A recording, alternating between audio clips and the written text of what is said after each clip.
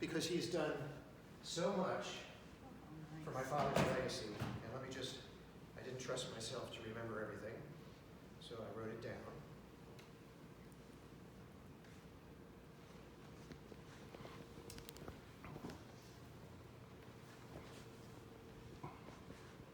So as a token of our appreciation for what we did for my father, our family has decided to give you this samurai sword. And it was wonderful that in the presentation there's a sword that looks exactly like this.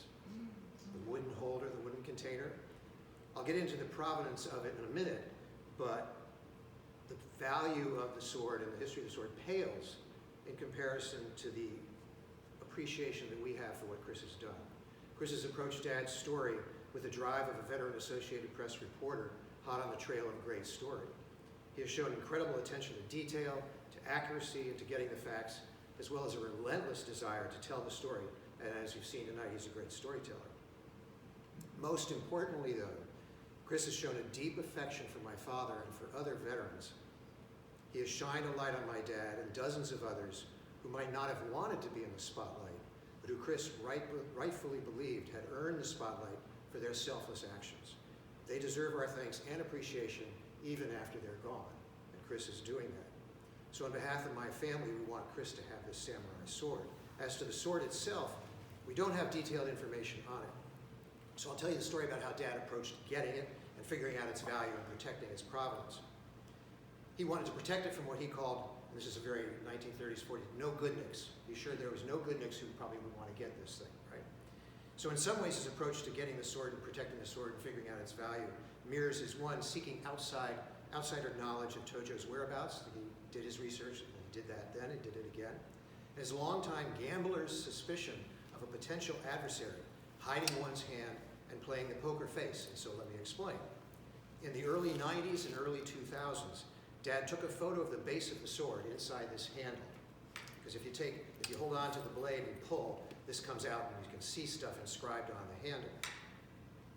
And he took it to the East Asian Languages section of the Library of Congress, where they translated for him verbatim and also interpreted what it meant. And as we recall, it stated the maker of the sword, the city, and the date, era, or the reign of the emperor.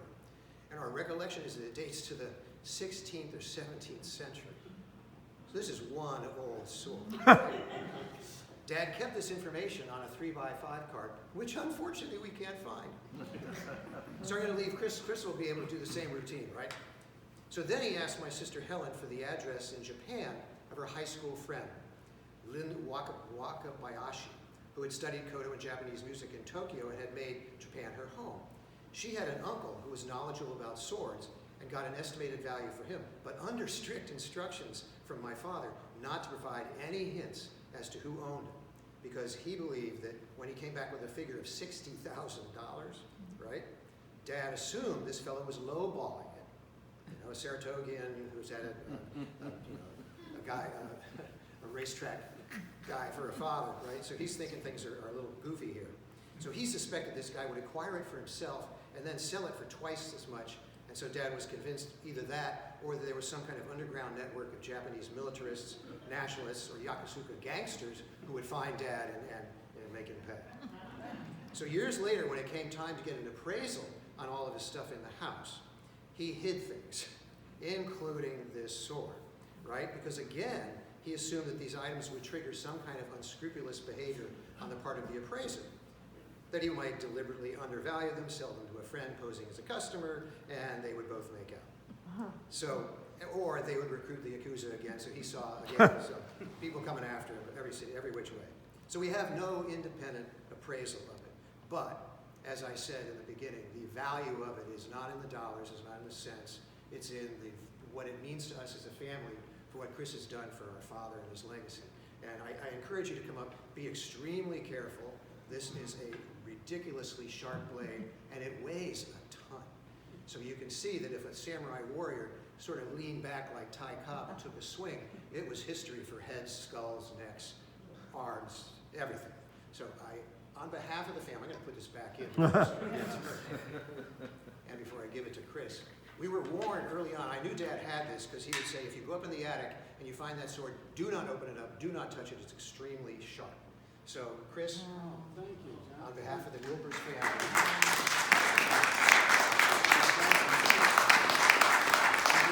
Thank you. Jesus, yeah. Wow. Anybody need any slice for Thanksgiving? Thank you, John, to the Wilpers family. Our pleasure. It's been great. You guys are Thank you. Couldn't do it without you. Thank you. That's awesome. I won't tell you more stories, but it reminds me of stories, a couple of vets I interviewed at Saipan. Mentioned that bonsai attack. A lot of the officers, Japanese officers, had samurai swords, and a lot of Americans got killed with them. Afterwards, one historian described the scene on that battlefield. What happened was, what now ensued was the greatest souvenir hunt in the history of World War II, because the battlefield was covered with Japanese stuff, including these swords. And two of the vets I interviewed, one guy got wounded, and he had gotten a nice sword, he said, and had jewels in the handle, probably an officer's sword. And when he was about to be put under to be operated on, it was a Marine, this guy was an Army guy, he was a Marine doctor. And this Army guy had the thing on the bed with him. And the Marine doctor tried to take it, and he goes, Doc, if I let this go, you're gonna steal it from me. And he goes, son, that'll be there when you wake up. And the veteran told me it was. But somewhere along the line, one of the other Army guys stole that samurai sword. Another guy in the same outfit who survived that same attack, he told me he collected enough samurai swords to stuff his duffel bag. All these guys had duffel bags. So it was time to get off the island, come off the island, and they were being relieved. They put all their duffel bags in a cargo net, and it was being lifted up onto their ship in the Saipan harbor. And this guy says, as I'm looking at it, Chris, doesn't the rope break? And all our duffel bags, including mine, sink to the bottom of the harbor. So somewhere over there in Saipan, there's a duffel bag at the bottom of the harbor full of these things. So that just brought those memories back, that these guys, they brought back a lot. They brought back a lot of them. And thank you. It's just very nice.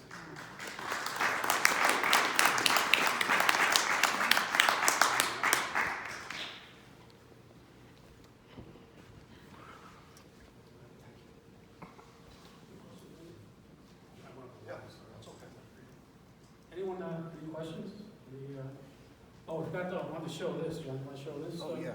Yeah. Afterwards, if you're interested, I brought the actual Bronze Star and the recommendation or the commendation that went with it, and the Adjutant General's Award. So if you're interested, it's up here. Any questions? So I have a question. I'm a reporter also. I so admire this story, both because it's just such a great story, and I just love your pursuit of it. That you were like, I'm going to tell this story someday. I'm going to get to tell this story. But I'm so interested in your father's dislike of reporters, and that you became one. And I have to think that it was not just his experience in his youth, but he was a CIA guy. Yeah. So he couldn't possibly have been a big fan of reporters for that. But I mean, did he have opinions about you going into journalism? No, he never tried to influence me one way or the other. I think the distrust of reporters just came from his natural distrust of everybody. Right? If you got a bookmaker for a father, everybody's trying to take advantage of you. So that was, no, he was very proud of me, and that's what happened. I went down to D.C. and actually told a little white lie to get this thing started. I called the Adjutant General's office where the awards division is, and the guy who was holding my father up was named Colonel Stevens. And Colonel Stevens was the one who said, sorry, can't have the award, it's too late. Your father captured him after the end of the war, wartime medal, sorry. And so I called the Adjutant General, his boss, and I said, I'm returning the Adjutant General's call. Not really. So I happen to know that in the Pentagon, petty officers run the phones, and petty officers are not trained to say no to people, they're trained to say yes. And so I said, could I talk to the Adjutant General about the man who captured Tojo? And he said, absolutely. So I go in and talk to the Adjutant General, and I say, I'm having a problem with Colonel Stevens. And he goes, get Colonel Stevens up here. So I had Colonel Stevens, who was causing me problem, talking to his boss in front of me. And he tries the same routine. He goes, well, it's a wartime medal. Sorry, war ended 7 days before that happened. And for some reason, I came up with this idea. I said, look, I'll bet MacArthur extended the eligibility period. And this clerk, this guy, just said, I'll find it. And what Chris was referring to is that 2 weeks later or so, I get a call. And they literally did. They found outside Colonel Stevens' office on a shelf all of these yellowing memos from MacArthur, literally tied together with green GI boot strings, and it said extend the deadline 1 year. So my dad got his medal. But it was about being a reporter again. It was about pursuing leads and being relentless, like certain people. Thank you. I should say, I've often thought when Jack Wilpers talked to me, if I had grabbed this hat, gone down to the end of the beach, run into a guy who was also vacationing at the same beach, would Jack Wilpers have talked to me? Maybe. Or maybe he could have said, you know what, I've said all I've had to say on that to the Washington Post, goodbye. But I like to think that fate to put me in that spot to meet John, wearing, you know, these hats they give away from Saratoga.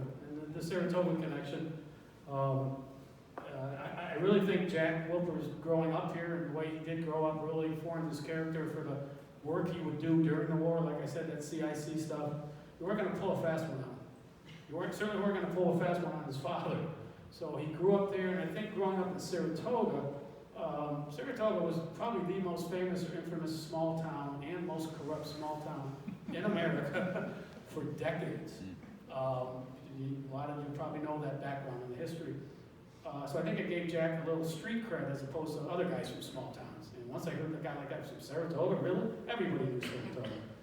I think that helped his, the work he did. And also at the same time, you know, it was kind of like the angel and devil on the shoulders. The devil would be his father's influence, and on his other shoulder would be his mom's influence. She was a devout Catholic, made sure he was educated in Catholic schools, kept him on the straight and narrow, as moms are wont to do. And I really think that Saratoga influence, in a good way, helped him out throughout, you know, through his wartime experiences and afterwards. Let me add another little humorous part to this hat. I was surfing at a gay beach. So I'm coming out with this hat on, right? And I'm walking by a single guy on a towel. And I'm a guy. And I'm walking along, and this guy, the line he used was, nice hat. And I almost said to him, yeah, try another line, pal. But instead we chatted. It worked. It worked. Yes. I just would, you know, I think that certainly listening to your all your information that you provided and listening to you about your father, and he certainly personifies the greatest generation. And, you know, they didn't have to, they're heroes, unsung heroes, and certainly my generation and the rest of us have reaped all of their sacrifice and keeping it quiet. I mean, I had a great uncle that did the same thing, got a Bronze Star, went, you know, went up the boot of Italy, never spoke about it until he passed away as well. So it's you know, it's fortuitous today's Veterans Day. It makes me very sad, but thank you for shedding light on someone, because I knew Peggy very well, your aunt, and she was quite the character. Well, thank you for coming out. I'm glad this worked out this way, that we could do it not only on Veterans Day, but Jack's anniversary of his birthday. And yeah, the thing about the World War II guys, I interviewed, I don't know how many, interviewed or met or talked with over the years. Not as many as Stephen Ambrose, the guy that did Band of Brothers, but maybe more veterans than Tom Brokaw. I mean, I really got the opportunity, every chance I get, I talk to him, or we're finding an excuse to do a story for the AP. And yeah, some of them don't want it. That guy I mentioned that's 98 that survived the Banzai charge. He's told me, because I said, we should get you some, I can get you a story in the paper. You should. No, I'm the only one he'll talk to about it. His son also, but I'm the only one they usually won't talk about the bad stuff, more the funny stuff. But he still, you know, when we wonder why, he still has issues thinking about it. He was 20 when that happened. So for 78 years, he has these memories and nightmares. So that's why it was so hard for these guys to talk about it, just bring it up. And you see a lot of them want more have over the years, because they realize that these stories should be known. because what they did. I'm always finding, every time I think I know everything there is to know about World War II,